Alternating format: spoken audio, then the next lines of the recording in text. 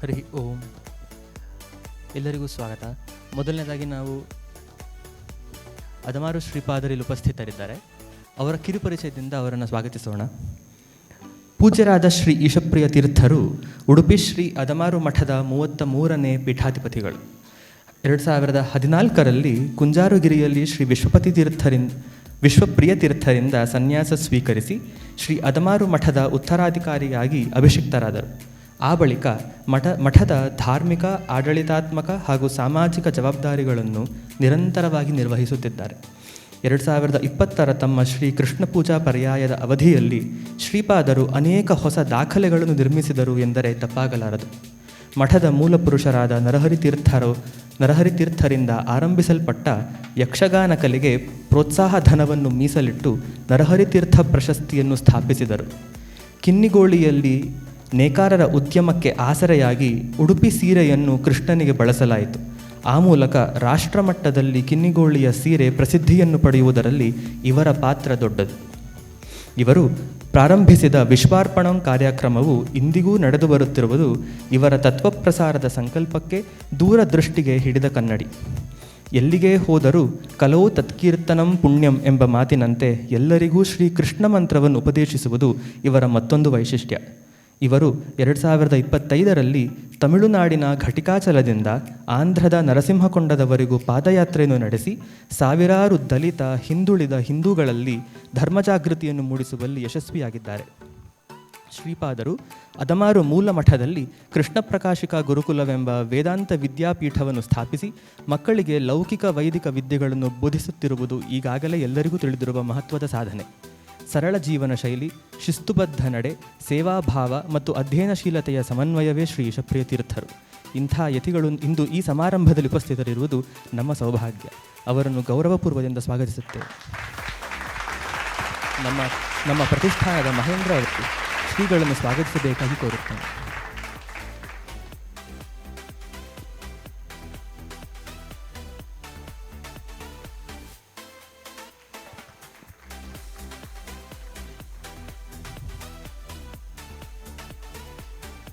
ಶ್ರೀ ವಿಶ್ವೇಶತೀರ್ಥರಿಂದ ಸನ್ಯಾಸವನ್ನು ಸ್ವೀಕರಿಸಿ ವಿಶ್ವಾಧಿಪತಿಪ್ರಿಯ ತೀರ್ಥರೆಂದು ಖ್ಯಾತರಾದ ಇವರು ಚೆನ್ನೈ ನಗರದ ಶಾಲಗ್ರಾಮ ರಾಘವೇಂದ್ರ ತೀರ್ಥ ಮಠದಲ್ಲಿ ಇದ್ದುಕೊಂಡು ಶ್ರೀ ಮಧ್ವಾಚಾರ್ಯರ ತತ್ವವಾದವನ್ನು ಜನರಿಗೆ ಮುಟ್ಟಿಸುತ್ತಿದ್ದಾರೆ.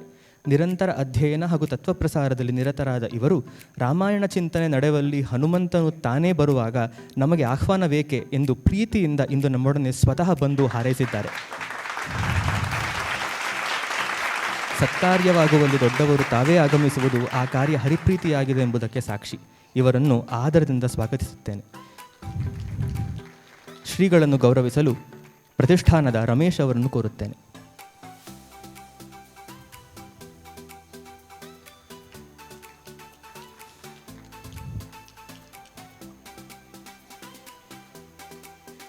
ಕರ್ನಾಟಕ ಸಂಸ್ಕೃತ ವಿಶ್ವವಿದ್ಯಾಲಯದ ಮೊದಲ ಕುಲಪತಿಗಳಾಗಿದ್ದ ಮಲ್ಲೇಪುರಂ ಜಿ ವೆಂಕಟೇಶ್ ಅವರು 1952 ಜೂನ್ 5ರಂದು ಬೆಂಗಳೂರು ಜಿಲ್ಲೆಯ ನೆಲಮಂಗಲದಲ್ಲಿ ಜನಿಸಿದರು. ತಂದೆ ಗಂಗಯ್ಯ, ತಾಯಿ ವೆಂಕಟಮ್ಮ.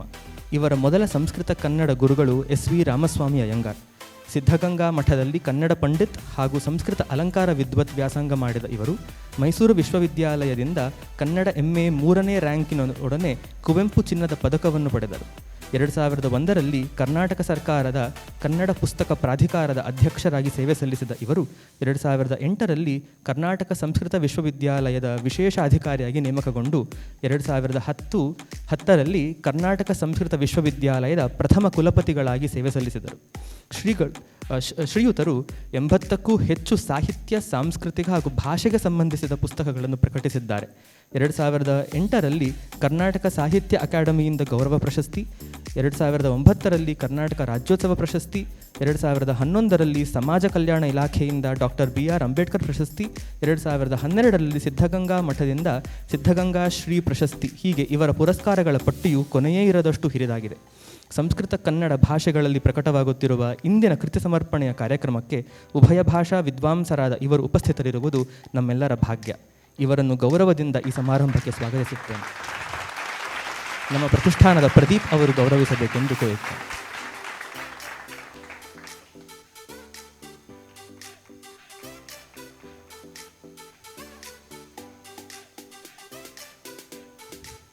ಗಂಜೀಫಾ ಕಲೆಯಿಂದಲೇ ಅಂತಾರಾಷ್ಟ್ರೀಯ ಮಟ್ಟದಲ್ಲಿ ಖ್ಯಾತರಾದ ನಮ್ಮೆಲ್ಲರಿಗೂ ಚಿರಪರಿಚಿತರಾದ ಶ್ರೀ ರಘುಪತಿ ಭಟ್ ಅವರು ನಮ್ಮೊಂದಿಗಿದ್ದಾರೆ.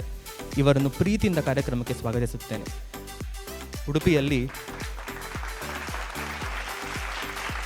ಉಡುಪಿಯಲ್ಲಿ ಪರ್ಯಾಯದ ಕಾರ್ಯದಲ್ಲಿ ಬಹಳ ಬ್ಯುಸಿ ಇದ್ದರೂ ಸಂಗ್ರಹ ರಾಮಾಯಣದ ಮುಖಪುಟಕ್ಕೆ ಚಿತ್ರಗಳನ್ನು ಒದಗಿಸಿದ್ದು ನಮ್ಮ ಮೇಲಿನ ಇವರ ಪ್ರೀತಿಗೆ ದ್ಯೋತಕವಾಗಿದೆ. ಇವರನ್ನು ಆದರದಿಂದ ಕಾರ್ಯಕ್ರಮಕ್ಕೆ ಸ್ವಾಗತಿಸುತ್ತೇನೆ. ಶ್ರೀಯುತರನ್ನು ಪ್ರಶಾಂತ್ ಹುಳಿಗೋಳ್ ಅವರು ಪ್ರತಿಷ್ಠಾನದ ಪರವಾಗಿ ಗೌರವಿಸಲು ಪ್ರಾರ್ಥಿಸುತ್ತೇನೆ.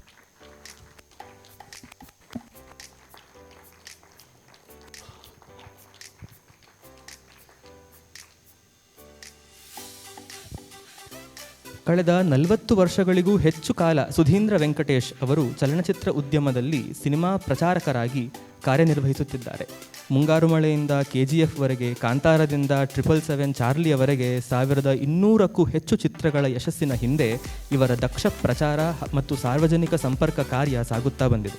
ಈ ಅನನ್ಯ ಸೇವೆಗಾಗಿ ಇವರು ಬೆಂಗಳೂರು ಮಹಾನಗರ ಪಾಲಿಕೆಯ ಕೆಂಪೇಗೌಡ ಪ್ರಶಸ್ತಿ, ಕರ್ನಾಟಕ ಯೂನಿಯನ್ ಪತ್ರಿಕಾ ಪ್ರಶಸ್ತಿ, VIP ನ್ಯೂಸ್ ಕರ್ನಾಟಕ ಪ್ರಶಸ್ತಿ, ಆರ್ಯಭಟ್ಟ ಸಾಂಸ್ಕೃತಿಕ ಪ್ರಶಸ್ತಿ ಮುಂತಾದ ಹಲವು ಗೌರವಗಳಿಂದ ಸನ್ಮಾನಿತರಾಗಿದ್ದಾರೆ. ಇವರು ಶ್ರೀ ರಾಘವೇಂದ್ರ ಸ್ವಾಮಿಗಳ ಭಕ್ತರಾಗಿದ್ದು ಅವರ ಆರಾಧನೆಯನ್ನು ಸ್ವಗೃಹದಲ್ಲಿ ಪ್ರತಿ ವರ್ಷವೂ ವಿಜೃಂಭಣೆಯಿಂದ ಆಚರಿಸುತ್ತಾ ಬಂದಿದ್ದಾರೆ.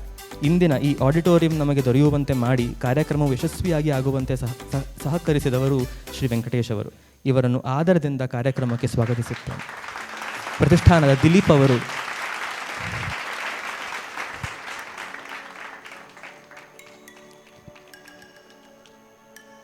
ಕಡೆಯದಾಗಿ ಇವತ್ತು ಲೋಕಾರ್ಪಣೆಯಾಗುತ್ತಿರುವ ಕೃತಿಗಳ ರಚಯಿತ್ರಿಗಳಾದ ಶ್ರೀ ವಿಜಯಸಿಂಹಾಚಾರ್ಯರ ಬಗ್ಗೆ ಹೊಸದಾಗಿ ಹೇಳಬೇಕಾದ್ದೇನೂ ಇಲ್ಲ.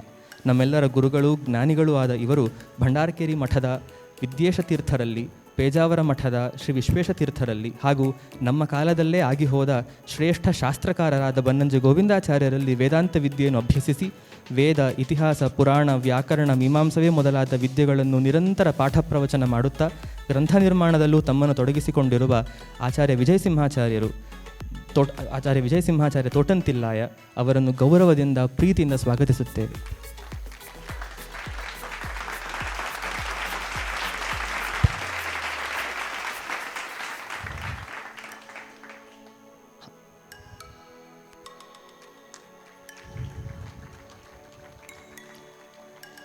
ನಮ್ಮೊಂದಿಗಿಂದು ಅನೇಕ ಗಣ್ಯರಿದ್ದಾರೆ. ಅವರಲ್ಲಿ ಶ್ರೀ ಕೃಷ್ಣರಾಜ ಕುತ್ಪಾಡಿ ಆಚಾರ್ಯರು ನಮ್ಮೊಂದಿಗಿದ್ದಾರೆ. ಅವರನ್ನು ಸ್ವಾಗತಿಸುತ್ತೇನೆ.